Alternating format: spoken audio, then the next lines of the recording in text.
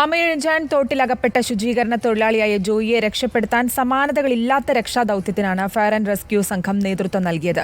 Plastic മാലിന്യം മുതൽ മനുഷ്യവിസർജ്യം വരെ നിറഞ്ഞ തോട്ടിൽ ജീവൻ പണയം വെച്ചായിരുന്നു സ്കൂബ ഡൈവർമാരുടെ തെരച്ചിൽ. രക്ഷാപ്രവർത്തനം ദുർഘടമായിരുന്നുവെന്ന് ഫയർ ആൻഡ് റെസ്ക്യൂ സംഘം സാക്ഷ്യപ്പെടുത്തുന്നു.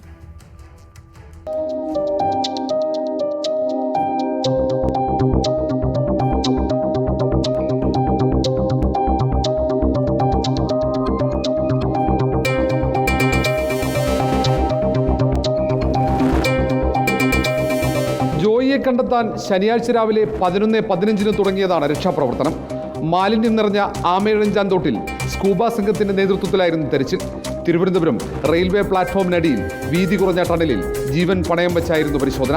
പ്ലാസ്റ്റിക് മുതൽ മനുഷ്യവിസർജ്യം വരെ വകഞ്ഞു മാറ്റിയായിരുന്നു ജോയിയെ കണ്ടെത്താൻ സ്കൂബ സംഘം കർമ്മനിരതരായത്.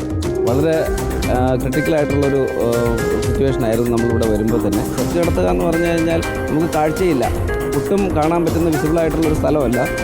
നമ്മുടെ കയ്യിലിരിക്കുന്ന ടോർച്ച് പരസ്പരം കാണാൻ പോലും പറ്റാത്ത അവസ്ഥയിലാണുള്ളത്. നഗരവാസികൾ പുറന്തള്ളിയ മാലിന്യത്തിൽ സ്കൂബ സംഘം തെരച്ചിൽ നടത്തിയത് 2 ദിവസം. ജലജന്യ രോഗങ്ങൾ പടരുമ്പോൾ ആശങ്കകൾ ഉള്ളിലൊതുക്കിയായിരുന്നു ഇവരുടെ രക്ഷാപ്രവർത്തനം. മുറിഞ്ഞ പാമ്പിൻ്റെ കഷണങ്ങൾ, എലിയുടെ കഷണങ്ങളൊക്കെ ഈ മുങ്ങിയിട്ട് പൊങ്ങി വരുന്ന ജീവനക്കാരുടെ ശരീരത്തിൽ നമ്മൾ എടുത്തു കളയേണ്ട സാഹചര്യങ്ങളുണ്ടായി. അത്തരത്തിലൊരു സാഹചര്യത്തിൽ കേരളത്തിൻ്റെ സ്കൂബ ഡൈവേഴ്സ് അല്ലാതെ മറ്റൊരാളും ഈ ഒരു ജോലി ചെയ്യില്ല എന്നുള്ളതാണ് അവസ്ഥ. വായുസഞ്ചാരമില്ലാത്ത 117.5 മീറ്റർ നീളമുള്ള ഈ ടണലിൽ 20 തവണ സ്കൂബ സംഘം പരിശോധന നടത്തി. ഇന്ന് നാവികസേനയുടെ നേതൃത്വത്തിൽ അവസാന തെരച്ചിലിലും മുന്നിൽ നിന്നത് ഫയർ ആൻഡ് റെസ്ക്യൂ വിഭാഗത്തിന്റെ സ്കൂബ ഡൈവർമാർ തന്നെ. അതീവ ദുഷ്കരമായ 48 മണിക്കൂർ നീണ്ട രക്ഷാപ്രവർത്തനം അവസാനിപ്പിച്ചാണ് കേരള ഫയർഫോഴ്സിന്റെ സ്കൂബ ടീം അംഗങ്ങൾ ഇവിടെ നിന്ന് മടങ്ങുന്നത്. രോഗാണുക്കൾ നിറഞ്ഞ മനുഷ്യവിസർജ്യം ഉൾപ്പെടെ ഉണ്ടായിരുന്ന ഈ ആമയിഴഞ്ചാൻ തോട്ടിലാണ് അവർ സ്വന്തം ജീവൻ പണയം വെച്ച രക്ഷാപ്രവർത്തനത്തിന് നേതൃത്വം നൽകിയത്.